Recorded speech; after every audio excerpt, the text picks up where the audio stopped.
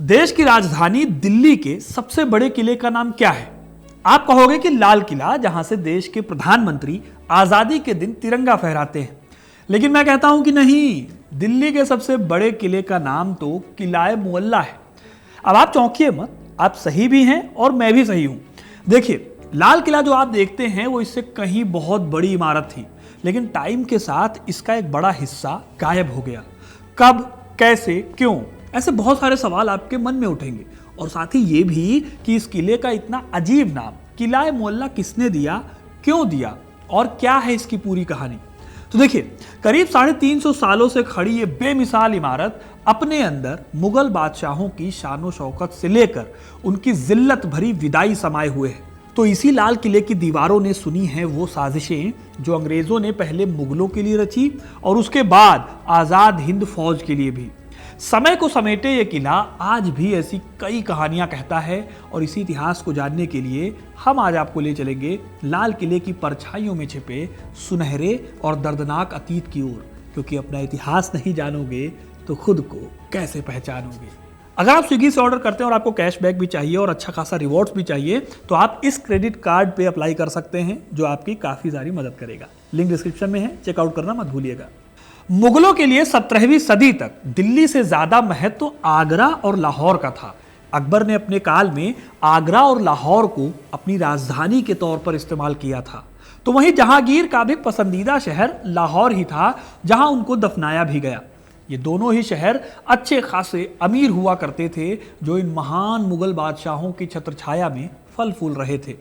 जब 1628 में शाहजहां ने गद्दी संभाली तो उन्होंने भी कुछ वक्त तक आगरा को ही अपनी राजधानी माना। लेकिन शाहजहां स्थापत्य के शौकीन थे, उन्हें जलसे और शाही जुलूसों का शौक था। आगरा में उनका ये शौक पूरा नहीं हो सकता था, क्योंकि आगरा की गलियां तंग थी, छोटे बाजार थे, शहर में काफ़ी भीड़ भाड़ थी। और इस भीड़ भाड़ के बीच उनका शाही जुलूस कैसे निकलता जो मुगलिया शान को दिखाता था।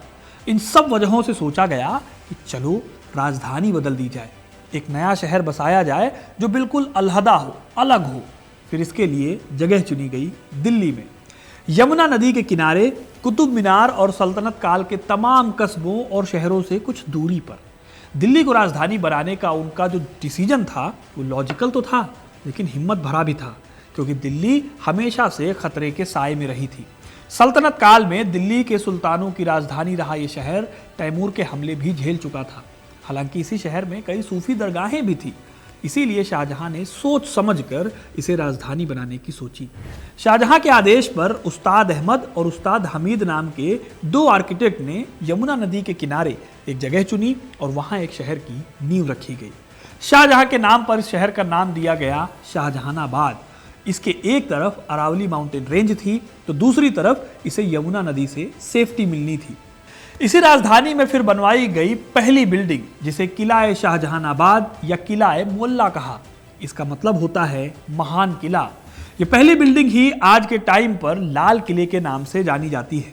लाल किले से पहले यहाँ एक छोटा सा किला और हुआ करता था, जिसे सलीमगढ़ का किला कहा जाता है। आज भी लाल किले की दूसरी साइड पर यह किला मौजूद है। इसे शेर शाह सूरी के बेटे ने 1546 में बनवाया था। इस किले को मुगलों का अभिशाप भी कहा जाता है। ऐसा क्यों है, इसके लिए आप ये वाला वीडियो देख सकते हो, जहां मैंने इस किले की बात की है। खैर, साल 1639 में लाल किले पर काम शुरू हुआ। शाहजहां ने खुद लाल किले की देखरेख की। यह किला उनकी नई राजधानी का सेंटर था। लाल किले का मेन गेट लाहौर गेट था, जो कि आज की चांदनी चौक की सड़क की तरफ खुलता है। यह सड़क फतेहपुरी मस्जिद में जाकर खत्म होती थी। इस मस्जिद को शाहजहां की पत्नियों में से एक फतेहपुरी बेगम ने 17वीं शताब्दी में बनवाया था। शाहजहां के इस ड्रीम प्रोजेक्ट को बनने में दोस्तों 9 साल लगे, और जब ये बनकर तैयार हुआ तो ये सिर्फ एक किला नहीं था, बल्कि ये अपने आप में शहर के अंदर ही एक शहर बन गया था। इस शहर में महल थे, बैरक, बाजार, सभा भवन और पब्लिक प्लेसेस भी थे। 1648 में जब ये किला पूरी तरह से बनकर तैयार हो गया, तब शाहजहां खुद काबुल से दिल्ली आए और शाही जुलूस के साथ किले के अंदर गए। ज्योतिषियों द्वारा तय किए गए शुभ मुहूर्त में दरियाई दरवाजे से बादशाह अंदर गए और भव्य स्वागत समारोह आयोजित हुआ। इसके बाद करीब 10 सालों तक वो यहीं से हिंदुस्तान की सल्तनत को चलाते रहे। जो लाल किला शाहजहां ने बनवाया दोस्तों, वो अपने आप में किसी सपने के महल से कम नहीं था। आज की तारीख में हम जो लाल किला देखते हैं असल में उसका बहुत छोटा सा हिस्सा है। बहुत बड़ा हिस्सा इस किले का बर्बाद हो गया ब्रिटिश काल के दौरान। लेकिन अगर शाहजहां के दौर के पेंटिंग्स को और उस दौर के राइटर्स को आप ध्यान से देखें, उनकी डिटेल्स को पढ़ें, तो आपको पता चलेगा कि यह किला कितना भव्य होता था।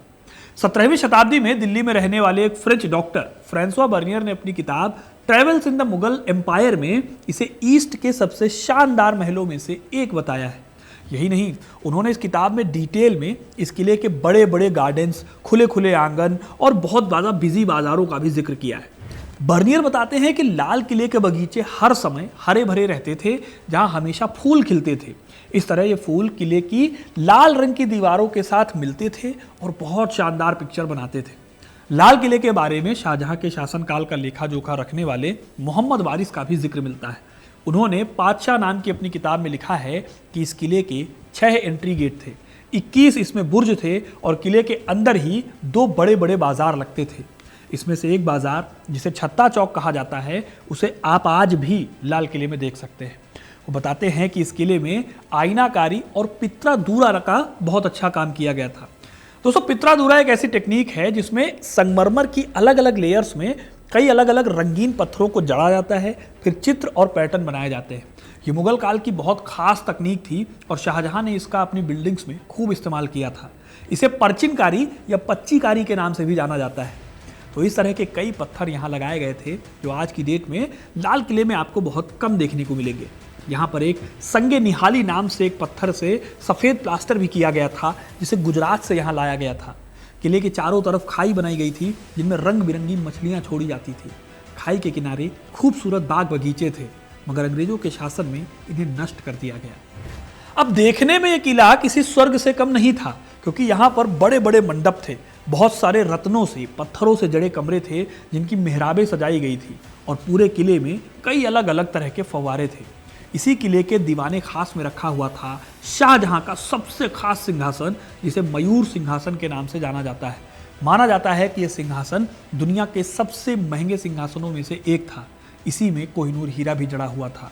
लेकिन साल 1739 में जब नादिर शाह ने दिल्ली को लूटा, तो उस लूट में यह सिंहासन तोड़ दिया गया और इसे तोड़कर ईरान ले जाया गया।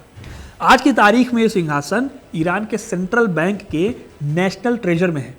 माना जाता है कि इसका एक और हिस्सा टर्की के टोपकापी पैलेस में है। शाहजहां के दीवाने खास में एक नहर बिहिश्त भी थी, यानी कि एक ऐसी जलधारा जो महल से होकर बहती थी। ये पूरी जलधारा अलग अलग पत्थरों से, फव्वारों से सजी हुई थी। इसके अलावा किले में राजघरानों के लिए गुलाब जल के फव्वारे थे और भाप से नहाने के लिए भी इंतजाम थे। अगर आप आज लाल किला देखने जाएंगे तो आपको आज की इमारतों में बहुत कुछ नहीं मिलेगा, लेकिन फिर भी जो इमारतें बची हुई हैं उसमें आपको इस किले की भव्यता का अंदाज़ा लग जाएगा। लाल किले में दीवाने आम, रंग महल, मुमताज़ महल, हयात बख्श गार्डन, छत्ता चौक बाजार, नौबत खाना, ये सब देखने को मिल जाएगा, जहाँ पर म्यूजिशियंस की महफिल भी जमती थी। अब दोस्तों, ये सब तो हो रहा था शाहजहां के काल में। जब तक शाहजहां जीवित थे तब तक लाल किले की भव्यता और उसका शाहीपन बरकरार थे। लेकिन उनके बाद जब कमान औरंगजेब के हाथों में आई तो लाल किला और शाहजहानाबाद दोनों को बहुत नुकसान हुआ। साल 1658 में औरंगजेब ने अपने ही पिता से गद्दी छीन ली। औरंगजेब लाल किले या नए शहर की ज़्यादा परवाह नहीं करता था। ऐसा कहा जाता है कि शाहजहां के सबसे बड़े बेटे और मुगल गद्दी के वारिस दारा शिकोह को महल के लोग पसंद करते थे, लेकिन औरंगजेब ने बड़ी चालाकी से उसकी हत्या करा के और अपने पिता को आगरा में कैद कराकर गद्दी को हड़प लिया। शाहजहां और दारा के साथ हुए इस व्यवहार से दिल्ली के लोग बिल्कुल भी खुश नहीं थे। ऐसा कहा जाता है कि लोगों में इतना गुस्सा था कि एक बार शहर में औरंगजेब पर पत्थर फेंके गए थे। इसकी वजह से औरंगजेब इतना गुस्सा हुआ कि उसने लाल किले को एक प्राचीर या बारबिकन से ढक दिया। जब शाहजहां को इस बारे में पता चला तो बहुत दुखी हुए और उन्होंने इस बारे में कहा कि ऐसा लगता है जैसे किसी दुल्हन को घूंघट पहना दिया गया हो। लेकिन औरंगजेब ने शाहजहां की बातों पर कोई ध्यान नहीं दिया। वो खुद इस किले में नहीं रहा और आखिर में 1680 के दशक की शुरुआत में वो दक्कन लौट गया। इस दौरान लाल किला एक ऐसा दरबार बना रहा जहां कोई बादशाह नहीं था। किले का मैनेजमेंट मुगल महिलाएं करती थी।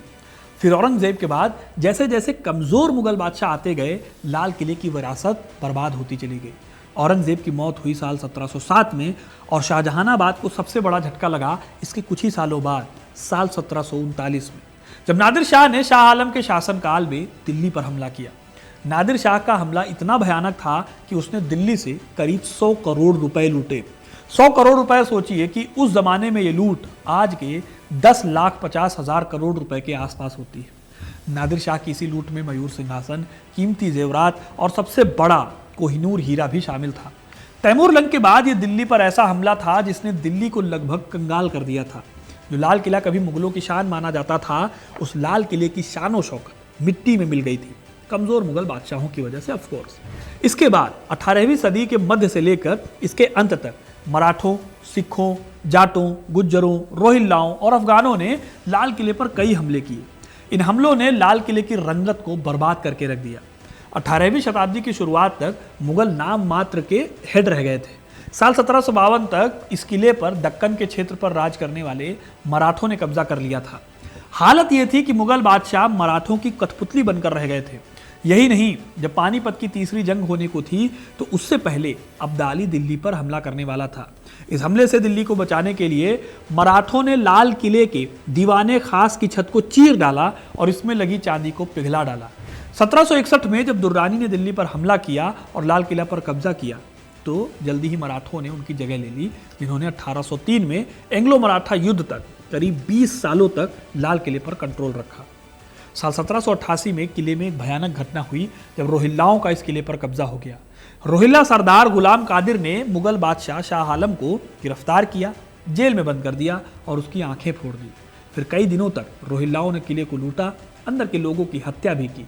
उन्होंने शाही परिवार को भी नहीं बख्शा और उन पर भी जुल्म हुआ। इस जुल्म से मराठों ने निजात दिलाई। जब शाह आलम द्वितीय ने महादजी सिंधिया से मदद मांगी तो महादजी सिंधिया ने रोहिल्लाओं को भगाकर लाल किले पर मुगलों को दोबारा स्थापित किया। महादजी के बाद दिल्ली के शासक उनके कब्जे में हो गए और 1803 में ब्रिटिश और मराठों की जब जंग हुई तब जाकर लाल किला अंग्रेजों के पास आया। 1803 में दिल्ली पर कब्जा करने के बाद अंग्रेजों ने लाल किले और शाहजहानाबाद पर कब्जा करना शुरू कर दिया। जब तक अकबर शाह द्वितीय सत्ता में आए तब तक दीवाने खास की इंपॉर्टेंस और इसकी चमक दमक पूरी तरह से खत्म हो गई थी। अब वहां कोई दरबार नहीं लगता था, बल्कि अंग्रेजों की महफिलें सजती थी।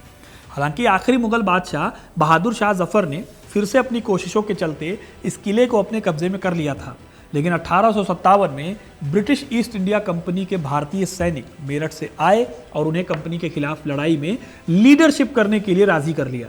फिर अंग्रेजों ने इस विद्रोह के चलते लाल किले पर कब्जा कर लिया।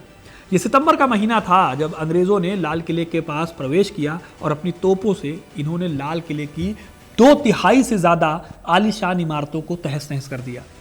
इसके बाद बहादुर शाह जफर के बेटों को गोली मार दी गई और बादशाह को रंगून भेज दिया गया, जहां उनकी मृत्यु हो गई। उनकी कब्र कई सालों तक नहीं मिली। इस बारे में मैंने डिटेल में ये वीडियो बनाया है, आप जाकर यहाँ पर देख सकते हैं कि उनकी कब्र और उनके आखिरी दिनों में क्या हुआ था बहादुर शाह जफर के। खैर, एक बार ये किला अंग्रेजों के कब्जे में आया तो अंग्रेजों ने इसे ब्रिटिश आर्मी के क्वार्टर में बदल दिया। जिस दीवाने आम में कभी जनता की फरियादें सुनी जाती थी, उसे अंग्रेजों ने हॉस्पिटल बना दिया।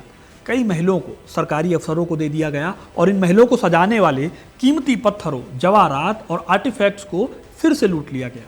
किले में जो कई मुगल इमारतें थी, अंग्रेजों ने उसे ध्वस्त कर दिया और उनकी जगह सेना की बैरक, बंगले और एडमिनिस्ट्रेटिव बिल्डिंग और इसके साथ साथ शेड और गोदाम जैसी इमारतें बनाई गई। यही वजह है कि हम आज जो लाल किला देखते हैं वो बहुत छोटा सा हिस्सा है जो बचा हुआ है। असल में लाल किला अंदर से कैसा दिखता था ये आपको गुलाम अली खान की पेंटिंग्स में देखने को मिल जाएगा, जो 19वीं सदी में मुगल बादशाह अकबर शाह द्वितीय और बहादुर शाह जफर के समय दरबारी चित्रकार थे। इस टाइम तक भी लाल किले की बहुत सारी बर्बादी हो चुकी थी, लेकिन फिर भी उनकी पेंटिंग से पता चलता है कि लाल किला तब भी कितना भव्य दिखता था। दोस्तों, ब्रिटिश काल में अंग्रेजों ने राजधानी को कलकत्ता बना दिया और जब नई राजधानी बनाई तो लाल किले से दूर लुटियंस दिल्ली बनाकर उन्होंने लाल किले के महत्व को कम करने की कोशिश भी की। लेकिन इस किले की इंपॉर्टेंस तब फिर से बाहर आई जब एक दिन लोग सड़कों पर नारे लगाने लगे, लाल किले से आई आवाज, सहगल ढिल्लो शहनवाज। दरअसल 1857 के लगभग 90 साल बाद जब दुनिया दूसरे वर्ल्ड वॉर से जूझ रही थी, तब नेताजी की आजाद हिंद फौज अंग्रेजों से लोहा ले रही थी।